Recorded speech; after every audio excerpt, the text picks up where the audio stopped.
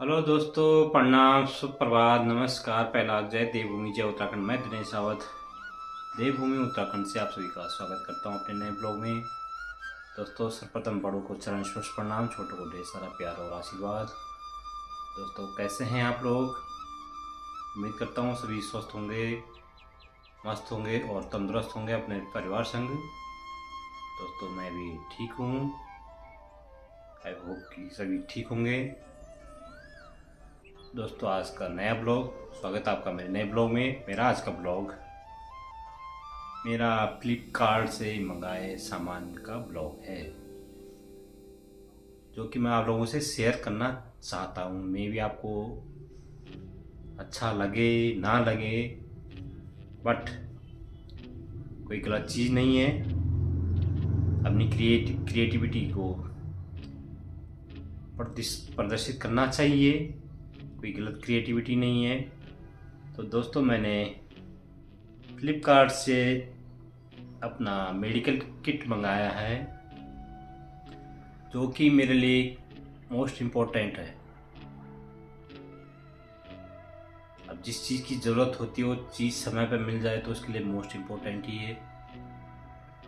जैसे हमारे पास कभी सपोजली फ़ोन का डेटा ख़त्म हो जाता है या फ़ोन का रिचार्ज ख़त्म हो जाता है, तो हमारे लिए फ़ोन का डेटा इम्पोर्टेंट हो जाता है या फ़ोन का रिचार्ज इम्पोर्टेंट हो जाता है। वैसे ही जैसे हमारा फ़ोन का रिचार्ज ख़त्म हो जाता है, फ़ोन का रिचार्ज डाला तो हम एक्टिव हो जाते हैं फ़ोन कॉल्स में, नेट में। तो तब हमको तसल्ली मिलती है जब हमारा काम हो जाता है। तो दोस्तों, ऐसे ही मेरा मेडिकल किट आया अभी थोड़ी देर पहले, इसमें कि मेरा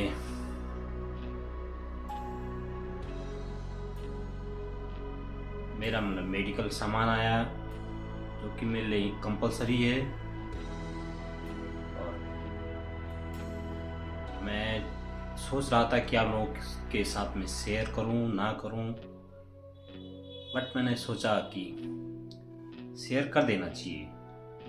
शेयर करने में कोई बुराई नहीं है और ना कोई गलती है, ना कोई गलत चीज़ है। आपको ब्लॉग अच्छा लगे ना लगे, ये आप लोगों की थिंकिंग पे डिपेंड करता है और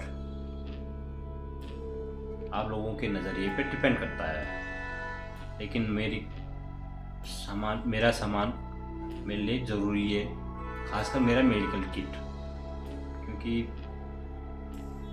मेडिकल किट ऐसा है मेरा जैसे जीवन जीने के लिए सांस है, सांस की ज़रूरत होती है। तो वैसे मेरे लिए मेडिकल किट ज़रूरी है जीवन जीने के लिए। और मेरा मेडिकल किट वो चीज़ है कि भगवान ना करे किसी के साथ में वो घटना घटे, वो सामान आपको लेना पड़े। किसी भी पर्सन को, पहले तो आप लोगों के साथ में कभी दुखी घटना ना घटे, बुरी घटना ना घटे, और आप हमेशा स्वस्थ रहे, तंदुरुस्त रहें। आपका परिवार भी आप हमेशा स्वस्थ रहे, मस्त रहें, तंदुरुस्त रहें और अपने जीवन को हंसते खेलते यूँ ही गुजारते रहें, काटते रहें। मैं यही उम्मीद कर सकता हूँ, भगवान से यही दुआ कर सकता हूँ। बाकी होने को कोई नहीं टाल सकता है, जो किस्मत में लिखा होगा वो हमें मिलकर रहेगा, वो चल के आएगा। चाहे दुख हो चाहे सुख हो, जो किस्मत में होगा ही नहीं वो सामने से भी मुड़कर जाएगा। ओके, मेरा मेडिकल किट है मेरे कैथेटर। कैथेटर किस चीज़ के लिए होता है, कई पर्सन तो जानते भी नहीं होंगे कैथेटर क्या चीज़ है। दोस्तों, ये मेरे लिए कंपलसरी है, इसको कहते हैं कैथेटर। मैंने मंगाया 10 पीस, 1 2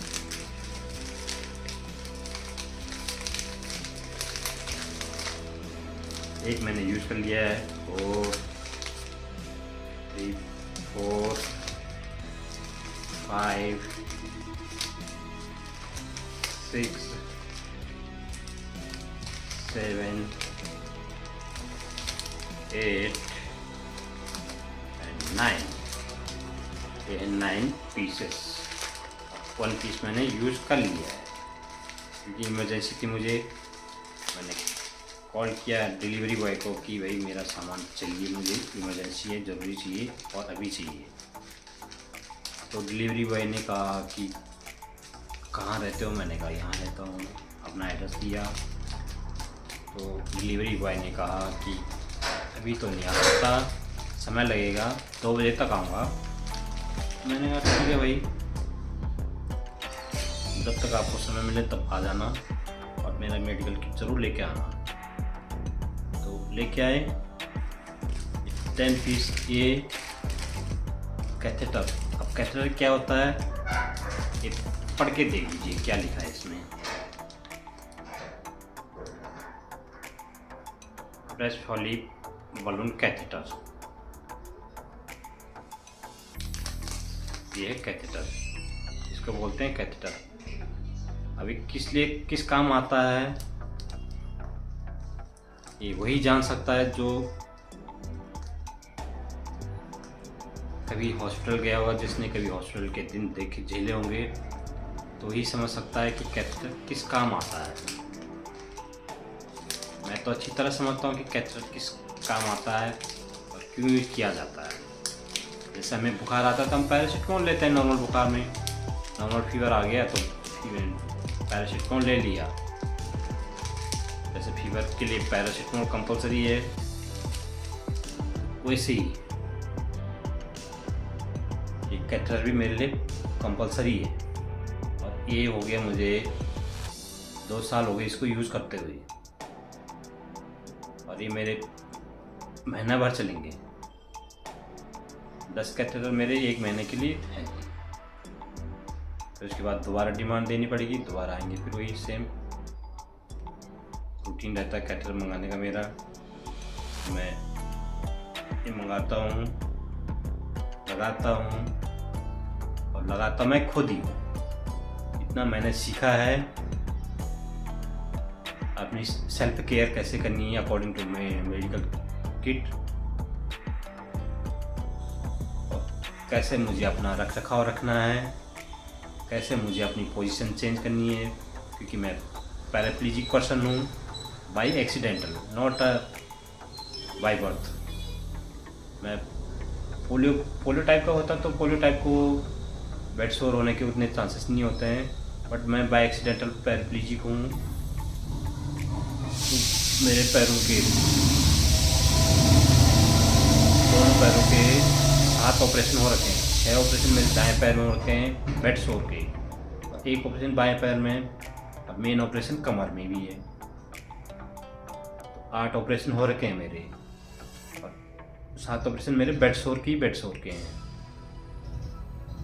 उस बेड सोर को कैसे मेंटेन रखना, इस बेड सोर का ऑपरेशन बड़ी मुश्किल ठीक हुआ है मेरा ऑपरेशन के द्वारा।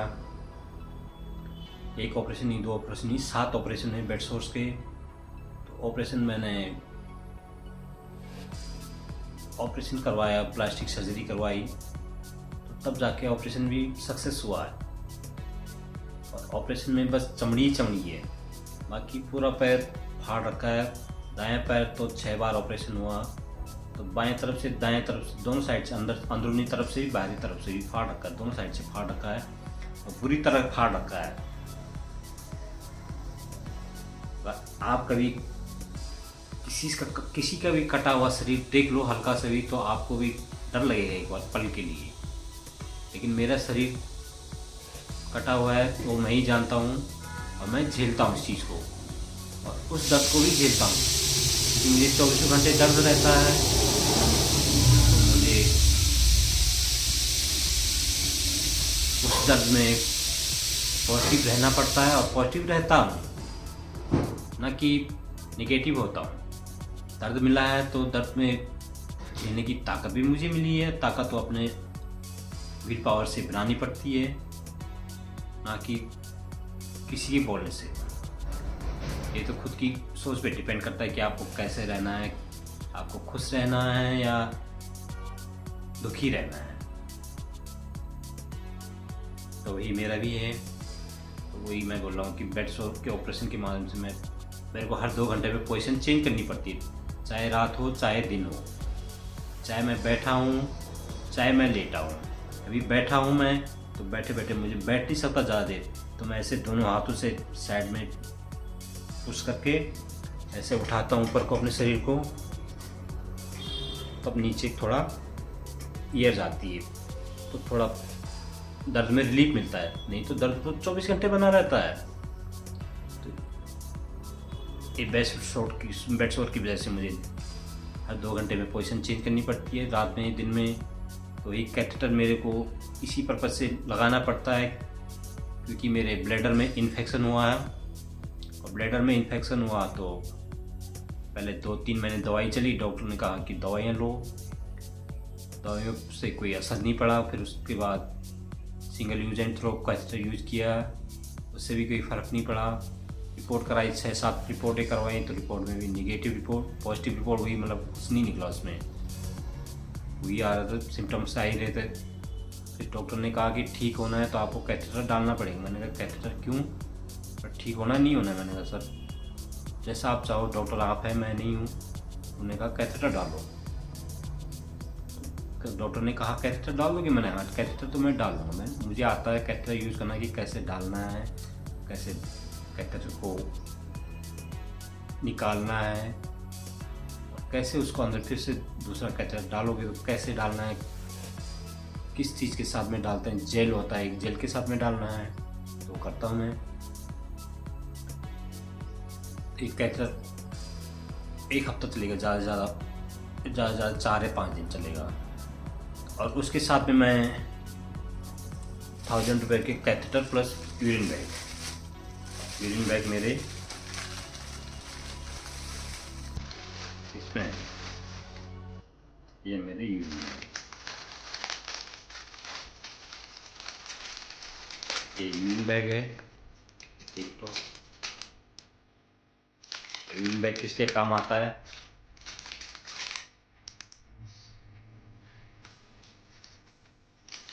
आप समझ सकते हो, जब किसी ऑपरेशन होता है तो उसको भी कैथेटर लगाते हैं। जब किसी को बेहोश करते हैं तो कैथेटर लगाते हैं। तो मैं तो 27 ईयर्स से व्हीलचेयर में हूँ। मुझे जायज़ है कि कैथेटर यूज हुआ ही होगा। पहले नहीं लगाता था मैं कैथेटर, बट लगाना पड़ता है डॉक्टर के कहने के बाद। तो मैंने 10 catheter plus 2 urine bag 1000 rupees के।